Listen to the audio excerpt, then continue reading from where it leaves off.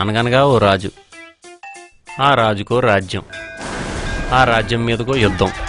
సరే ఎనవై, ఇప్పుడు రాజు యుద్ధానికి వెళ్ళాలంటే ఒకటి గుర్రమైనా ఎక్కాలి లేదా రథమైనా ఎక్కాలి. సరే ఎక్కాడు.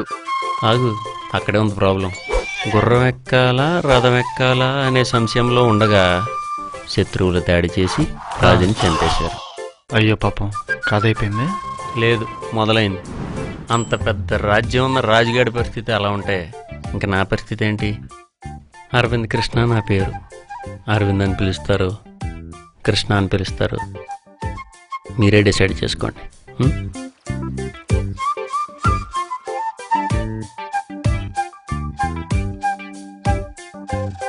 ఆగండి, ఇక్కడ ఏదో రాశారు.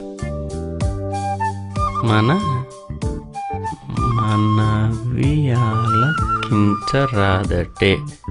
అబ్బో,